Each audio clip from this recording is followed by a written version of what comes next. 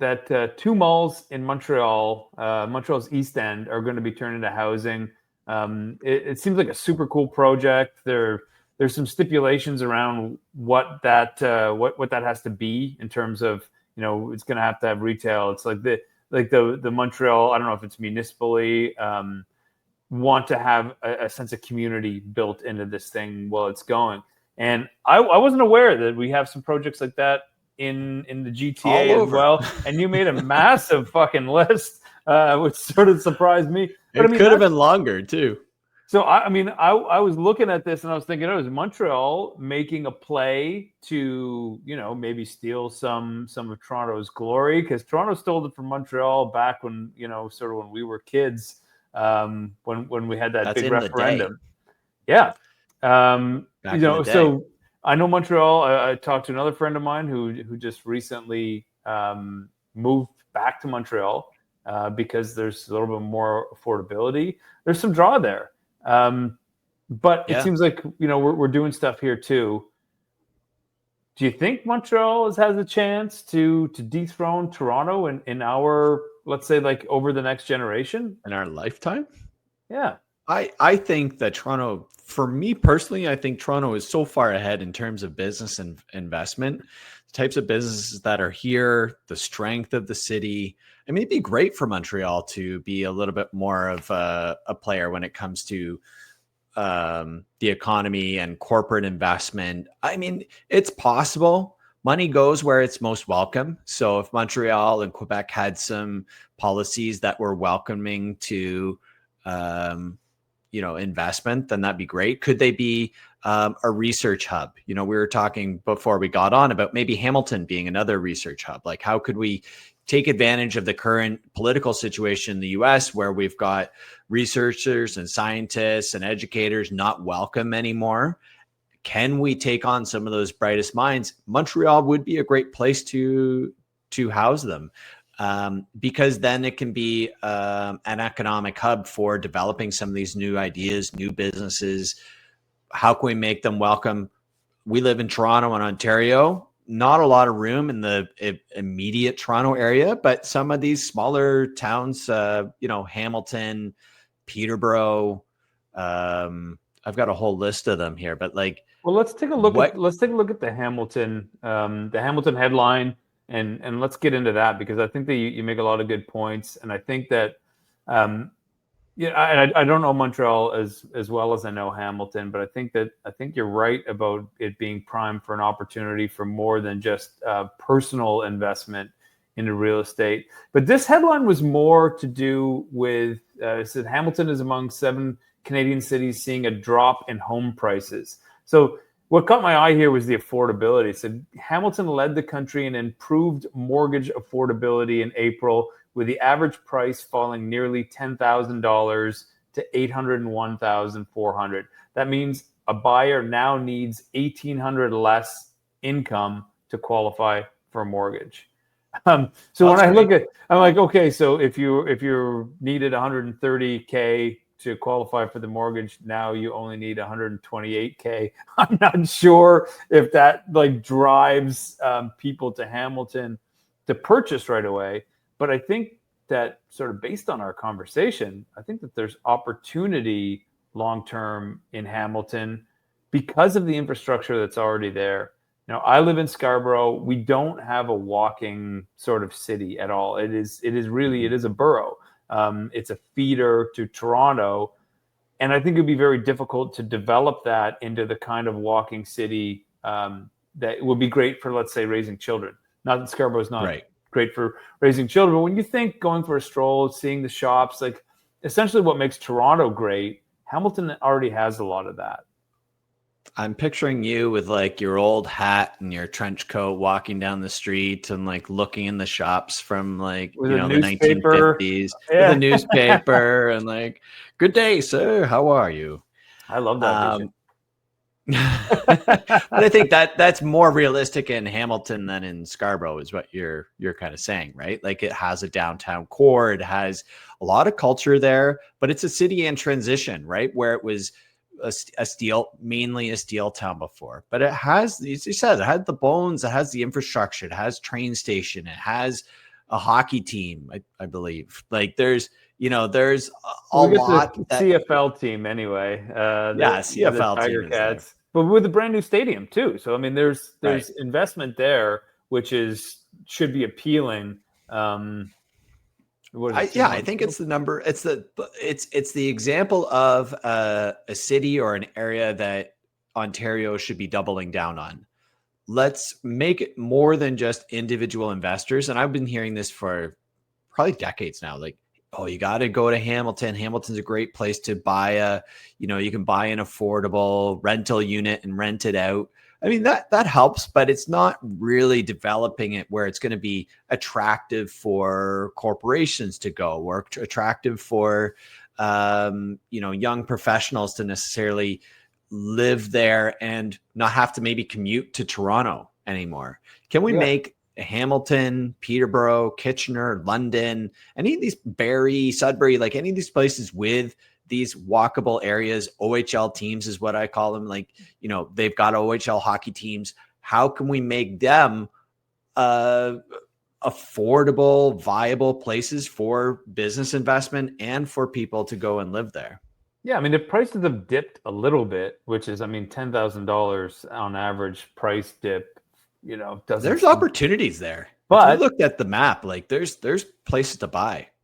Yeah, I mean, like we never want to cheer on a dip to encourage more people to buy, because if you're a homeowner, the idea of a dip freaks you out, and rightfully so. Right. But I mean, if there is more inventory available, but a big push from sort of provincial investment, a business investment, like we saw what Kitchener Cambridge area did with Research in Motion years ago, and then with Google recently. So business drives it all. And I think there is opportunity there. And I think the structure of the city of Hamilton is appealing. Yeah. Can we get trains there? Like let's increase the viability of getting in and out of Hamilton. Make it a real hub. I don't know how far you want to get in the weeds here, but I started even thinking about like, what's the next tier after that, right? Like what are the cities that we should be looking at outside of those big ones?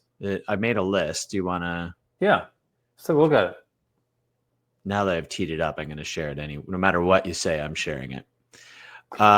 So next tiers would be like Brantford. So it's affordable.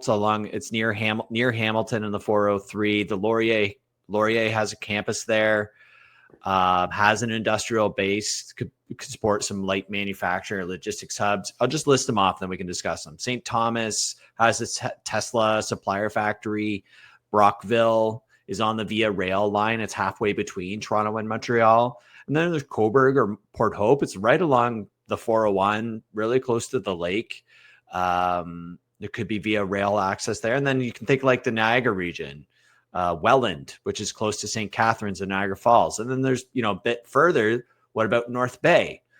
These places have some universities. So maybe these are university towns that we want to think of as well, but they've got walkable areas. They've got infrastructure there. How can we double down on some of these areas to create them as viable places? You take pressure off the city of Toronto and then all of a sudden the city of Toronto prices become more affordable because they're less in demand. Yeah. Or at least it flattens out a little bit, because buying real estate in Toronto right. is pretty wild. But some of those areas, Cobourg, like fairly affordable. I've done some mortgages out in some of those areas with a lot easier to get into, which will help. For sure. If you've got jobs and if you've got industry and you've got affordable housing, you can really build it up probably in a hurry, as long as it's got the infrastructure for water and municipal services. Then yeah, those are great viable options. We could definitely invest more in our transportation, like such as our train systems, and not necessarily just to get everything filtering into Toronto, but if you can get from North Bay to Niagara on a train, now we're talking about really connecting communities and neighborhoods. Yeah. Like how can we make these, how can we make these areas viable for people to travel to, work in, live, raise a family? Let's lower, I know Mark Carney's been talking about like lowering the cost of building. So, things just cost so much to build that's why the prices are so much higher, because it's costing these builders a ton of But money what to has he put something in flagged? I them. mean, I've always, Pardon me? what has he flagged as the high cost of building? Because I know that there are consulting fees and there are multiple sort of engineering checkpoints that they have to get through. Right. But So he wants to which is make it, not a problem to have building standards. But if you have to at yeah, you every kind of need level those. have an engineer on your roster instead of like maybe having a better way of doing it, that it just costs so much money. Each step of these approvals costs so much money. How can you maybe streamline that a little bit without getting into, building houses on swamplands because it was cheap, Yeah. Well, I think Carney mentioned yesterday of cutting development fees in half. So any fees that are being charged, cut those in half. And then the other part was building, lowering the cost of building. So the actual manufacturing costs, make prefabricated homes more viable. So you're showing up, you're building something in 3 days rather than 3 months or, a year. You're building some of these homes, you're showing up, you're putting the walls up, you're putting the roof up, and, Bob's your uncle, we're ready to go because all of the work has been done in the factory Right. and it's just pushing them off an assembly line essentially. Yeah, I mean, I don't know if that's desirable. When we get into these conversations about the small condo units, the 4 to 550 square foot condo units, those are what's sitting on the market.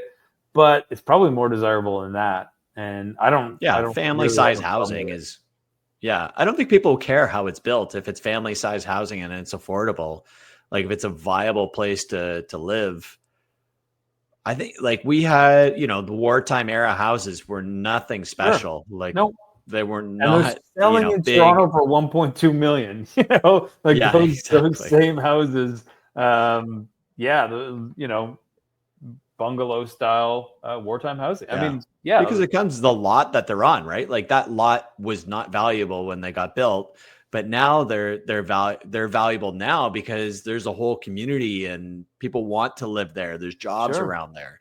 But it took that initial government investment to build in those areas. Do eventually, building up some of those areas with these prefabricated homes, and then one day somebody tears it down 30 years from now and builds something even better. I think that's Shovels in the realistic. ground. Yeah. Yeah. Build Yeah. now, ask As I said questions before, later. it's not just about shovels, but let's build the right type of property, family sized units. It's what we need. And that's what's going to make people be able to afford a home and want to invest in a home. Sounds good to me.